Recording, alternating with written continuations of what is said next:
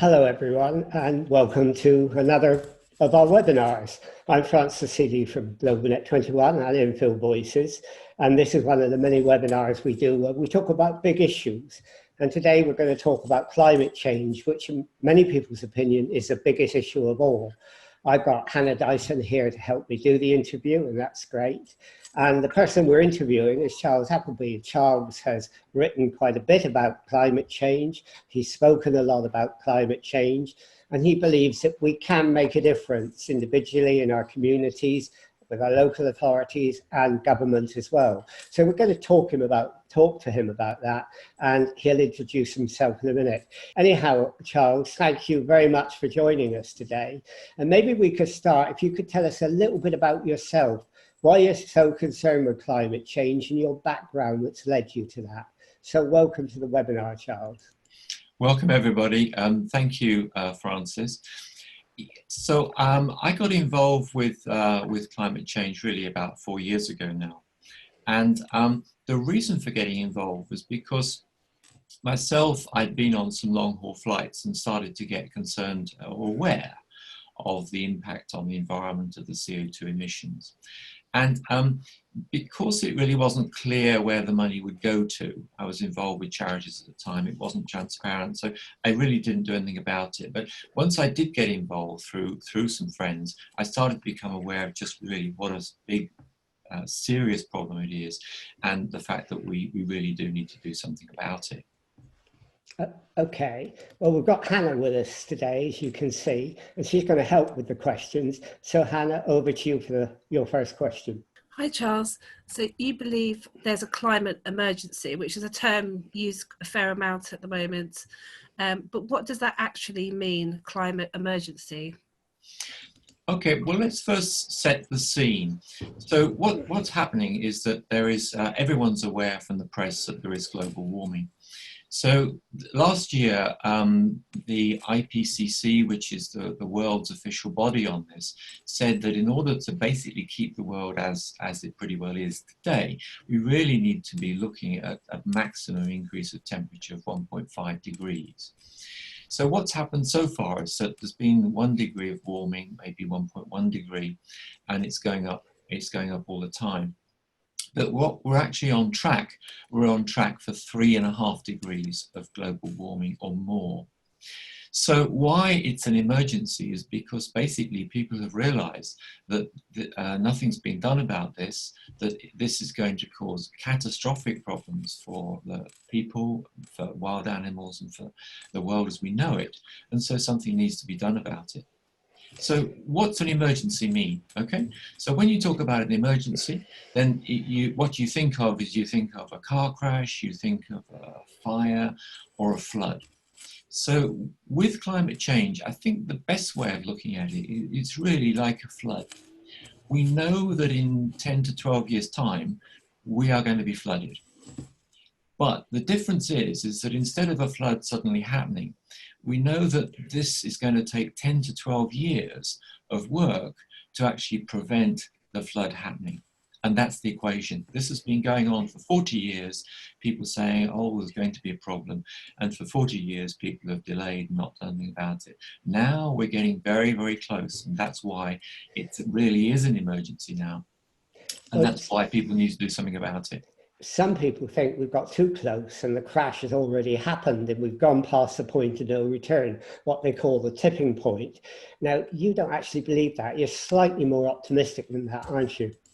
I am more optimistic because for me, the possibilities of dealing with it have really not yet been addressed. What we've got is we've got all these government reports, we've got so many reports by the UN and everybody saying what could be done.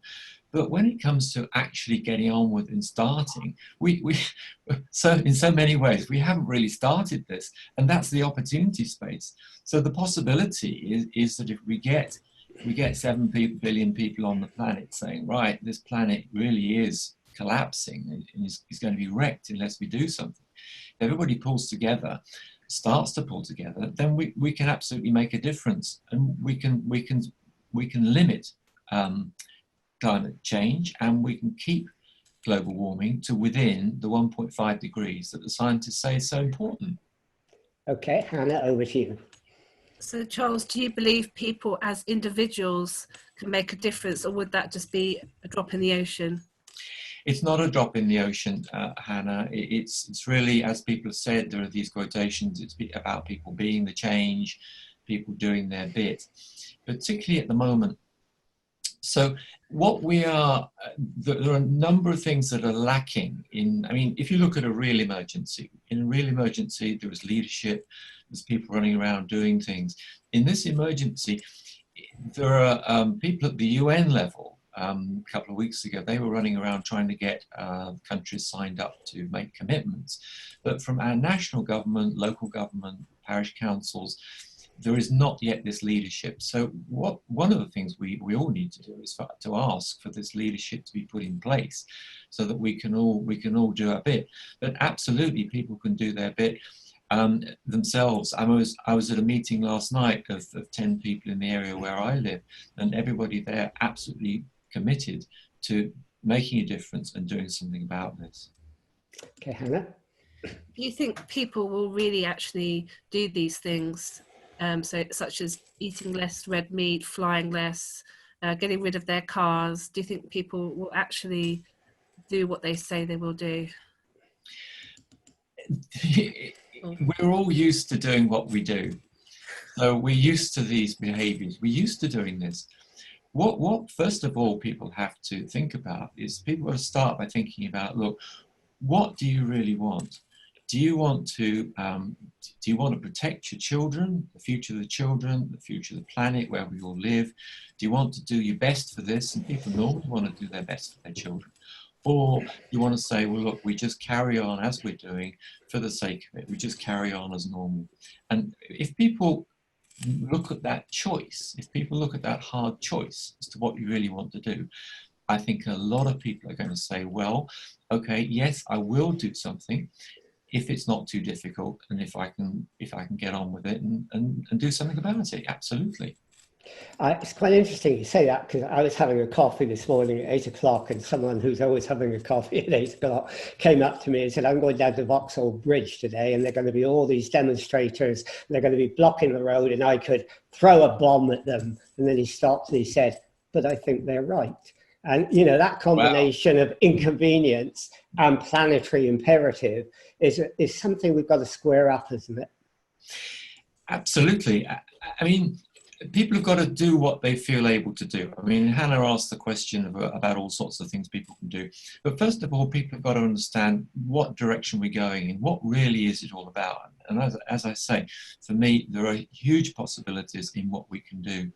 Now, at the moment, we're talking at a great time because people are putting themselves on the line. People are willing to be arrested in order to make the message, to say to other people to wake up and see what's going on, realize what's going on with climate change and do something about it.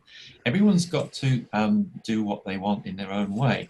And absolutely, people need to make their own decision about how to protest, how to take action. The key thing, Francis, is people to do something. It's so disheartening when time and again I talk to people and they understand what's going on, they realize the options, they can start to reduce their CO2 emissions, they can use the car less, they can fly less, they can switch their electricity, they can do these things, have a great discussion, and then they walk away and it's clear they do nothing.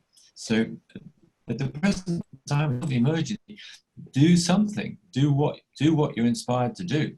But isn't collective action more effective than individual action? You know, protesting, lobbying your council, lobbying your MPs, having a go at government, isn't that going to create a better output and outcome? Collective action is very important, but I see that it's both. In an emergency situation, if your neighbour's being flooded, do you stand around and say, oh, well, it's up to the emergency service to deal with this. You know, I've got some Wellingtons in the garage, but I can't be bothered to get out. I've got to do something else. I'm supposed to be going out and meeting some people or something. Do you say, look, you know, I can't be bothered? Or do you suddenly drop everything, get the Wellingtons out the garage, rush round, help your neighbour and do what you can to help? And that has to be the sentiment of it. And this is a piece that's missing. that government is not saying to people to actually do something. Well, I mean, you say, pulling together, all in it together. I mean, Naomi Klein, I don't know if you read her latest book on fire. I mean, she says individual action is not adequate unless you link it into global action. And in a way, if we departmentalize or compartmentalize everything, we're not going to be as successful as if we see our individual action as a part of a global explosion of protest. Absolutely. My worry with the type of quote that you've said, Francis, is that it to me, it just disempowers people. If you say, you're in my example of the flood, in the flood, you're rushing around to help your neighbour, and you see someone else, you see the neighbour the other side helping, and you say, oh, well, they're helping, I don't need to help as well because they're already helping. In emergency, it's not like that. Everyone has to do their bit. Okay, Hannah? In your view, Charles, what would be the best action that people could take as communities in civil society? First of all, people need to do what they feel inspired to do. They need to, everyone, to my mind, needs to take action to reduce CO2 emissions, the simple things that people can do. And the reason a lot of people don't do them is because they're not aware of them. Absolutely, I agree with Francis' point that people are going to be much more effective if they join an organisation. There's loads of organisations out there. There's international organisations, there's national organisations, organisations dealing with climate change, the environment, there's loads of them. Join in, get involved, volunteer with them, and basically it's a big multiplier on your own activity.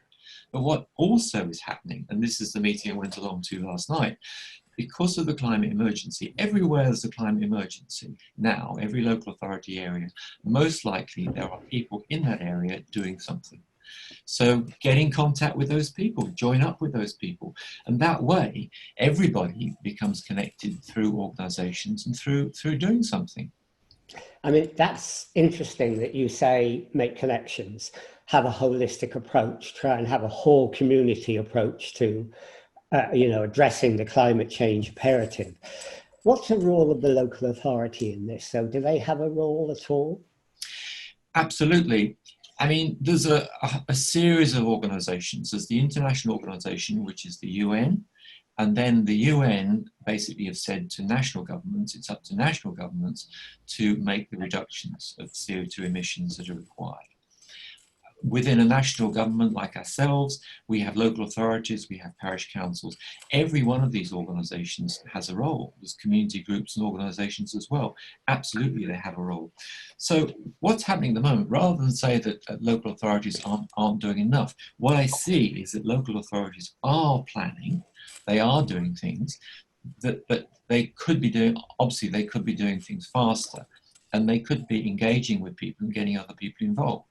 But what's absolutely missing here is that normally in an emergency, there are announcements, there are things to do. Everyone's given a role. So because the government and local authorities are keeping quiet about this, then basically people aren't feeling yet that so much of a need to do something about it.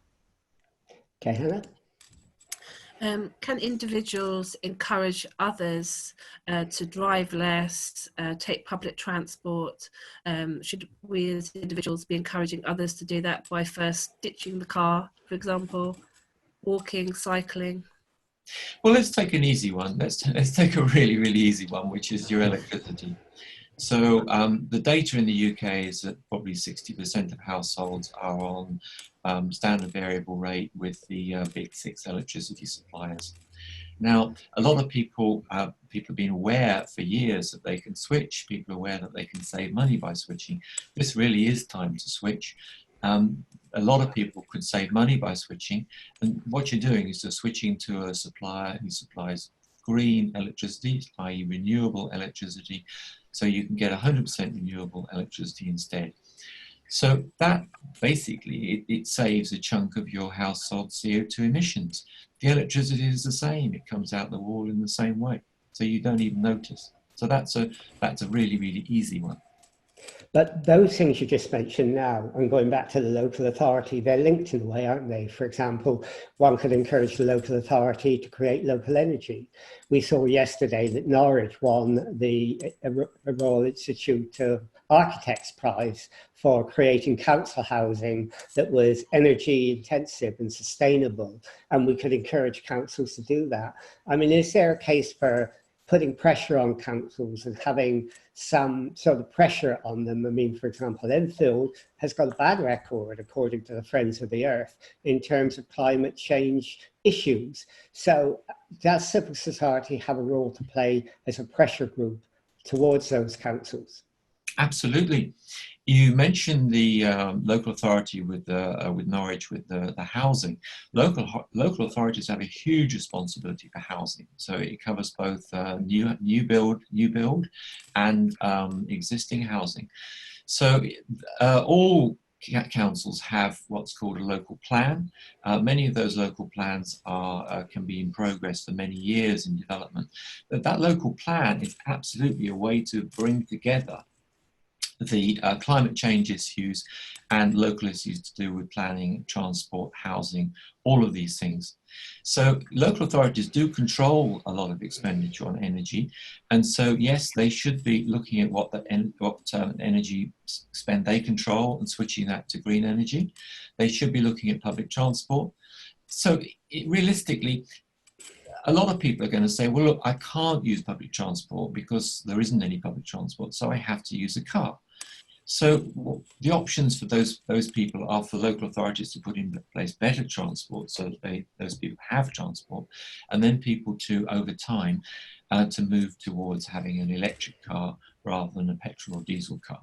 And particularly if someone's buying a new car, then do think hard about getting what you can do in terms of price for even a hybrid car or an electric car instead. Okay, Hannah? Interesting. Do you think people can do more as a school, in schools, to kind of create hubs for meetings for local people to gather, to exchange ideas? And what do you think schools can do? Well, schools are a massive opportunity. Personally, I don't have a lot of experience at schools, but schools. I mean, this ties into the whole Greta Thunberg campaign about the school strike that took place. The schools are full of this young generation. These are the people who are going to be most affected by climate change. The message in schools seems to be mixed. Some schools have some curriculum on climate change, others have a lot.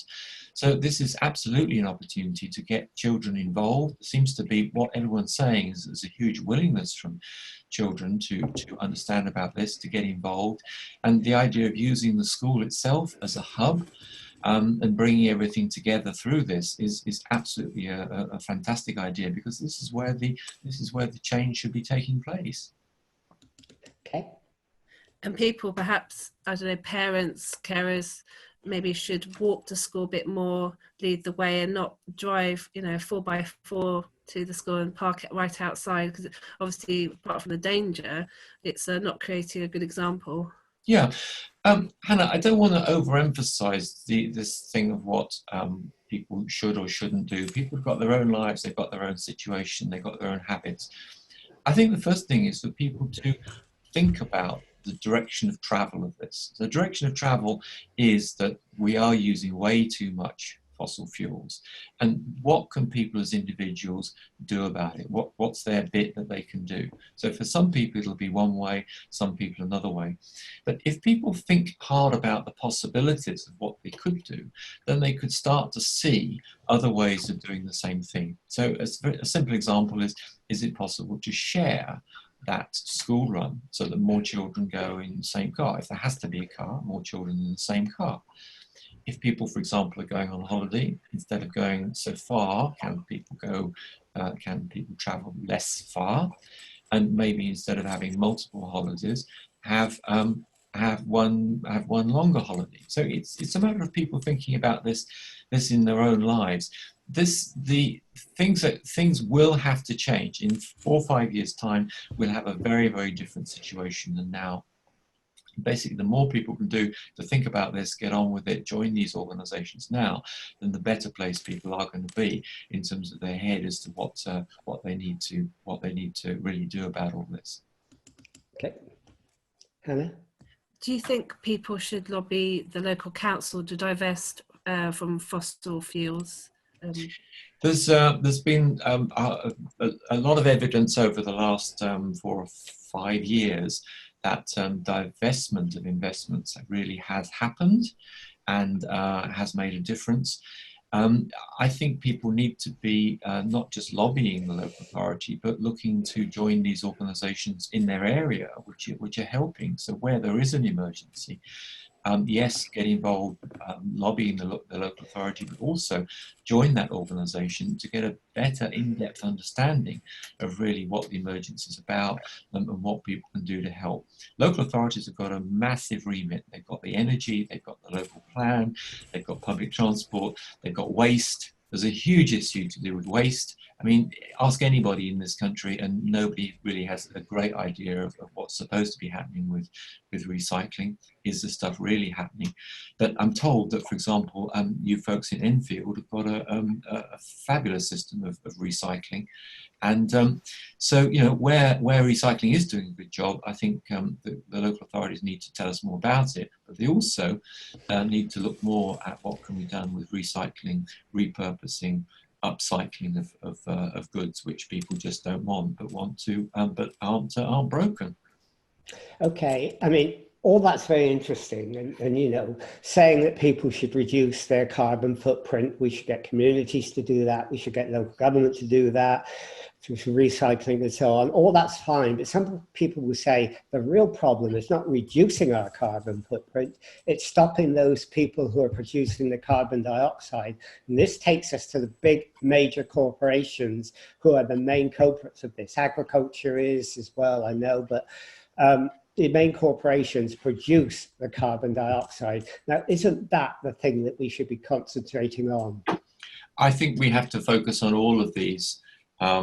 Francis, I don't think if there was one silver bullet for this, then it would have been found a long time ago. We have to look at all. What I do see is that obviously there are businesses which are like oil and gas, right? So I mean they're producing massive amounts of oil and gas, and particular things need to be done with them. I mean we need to be digging less oil and gas out of the ground, absolutely. But in terms of some of the things, we buy concrete and steel because we want infrastructure, we want buildings. So you know, so yes, there ideally need to be found ways of producing steel and concrete using less CO2. That's very, very important. For example, having buildings which use CO2 materials where CO2 is built into the buildings. Well, of course, I mean, wood is an example. Wood is an example of CO2 which is being grown in a tree and which is put into a building, like the floorboards in your picture, Francis. You've got a lot of wood which has been taken out of circulation because it's in your house. Yeah. But to focus just on corporations are doing a lot. I mean, there is a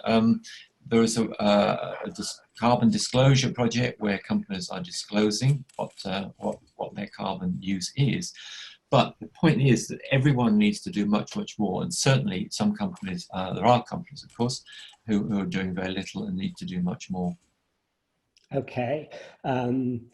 Going back then to Naomi Klein, I mean, she was saying basically that what we have to do, in a way, is develop a greater consciousness.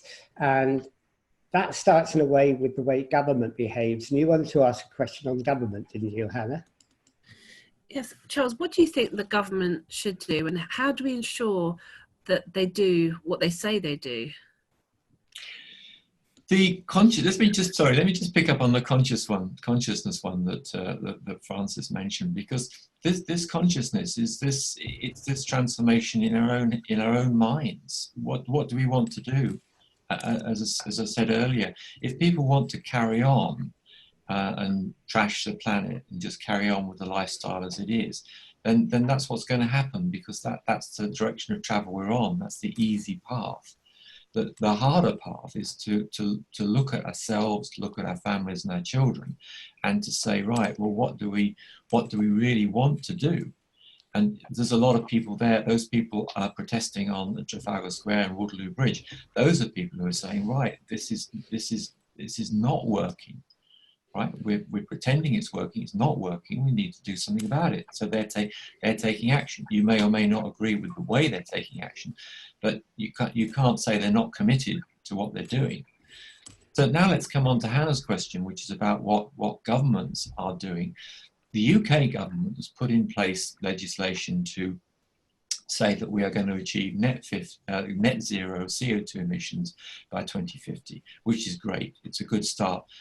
We need most countries of the world to do that. So the government has put the paperwork in place. What they haven't yet done is done enough to actually make a start of reducing CO2 emissions. And so a critical thing for government to do, which is what a lot of people are asking, is to declare the emergency, put people in charge who are running the emergency, and run it like an emergency. As I said, we know our house is going to be flooded in 12 years' time. It takes 12 years to prepare the flood defences. If we don't start on it now, we are going to be flooded in 12 years. Okay, so yeah, it's about developing consciousness. It's about looking at what government does and making sure they keep to their targets and their promises, and they're not empty words, empty declarations. Hannah, over to you. What do you have to say about consciousness? How important is that, do you think, in the coming years? I think that's very, very important. And I think there is a higher level of consciousness right now. I think people look at the trees, maybe they go to their local parks, or maybe they see areas where trees should be grown. I think there's definitely a high level of consciousness. I think people, even if they don't have the time, if they're at work, I think people would like to join Extinction Rebellion and go and protest and make up the numbers and join outside councils or outside central London. But I don't know if it will be enough. That's the problem. And as you say, we don't have enough time. My take is we do have enough time if we look at this in terms of what are the possibilities. So I'm the founder of noco2.org, which is n0co2.org. This is about planting trees. So our tree planter has planted 265 million trees. And for people who do not wish to go down to Trafalgar Square or whatever, you can sit at home and you can click on your computer, you can make a donation, and you can buy a load of trees. And basically, if you buy enough trees, then you go carbon neutral yourself now. You don't need to wait till 2050. You go carbon neutral now, because you plant enough trees to remove all your CO2 emissions every year that the trees are growing. So the trees grow for 20, 30, 40 years, whatever, and they will remove all your CO2 every year by planting enough trees. So are you really optimistic about the future, or are you saying that with tongue in cheek? Not at all. It's not a question of being optimistic. It's a matter of getting on with it. So you can be optimistic about the result of a football match, but you've got to get on the pitch. You've got to play hard for 90 minutes or even some extra time. You've got to play really, really hard, and you can lose at any time. You just need just a few mistakes and you can lose. It's all about the possibilities, Francis. The possibilities are all there. As I say, to me, we haven't really started on this task of seriously reducing and removing CO2. Okay, so I've got to pull up my floorboards at the back and plant some trees, and they'll be all behind me, which, you know. No, not pull up your floorboards, though. You can find somewhere to plant some trees. Fantastic. We can help you with that, Francis. Give me a call. Well, we've got so many trees in our garden that it makes autumn really difficult when we have to get up all those leaves. But luckily trees, yeah. And we did a webinar with someone who started a social enterprise called Just One Tree, encouraging people to plant trees or to donate money to plant trees in areas where people are suffering the most from climate change. Anyhow, listen, we've sort of come to the end of the webinar now and come to the end of our time. So finally, would you like to let us know how can people find out more about what you do, and how do they get in contact?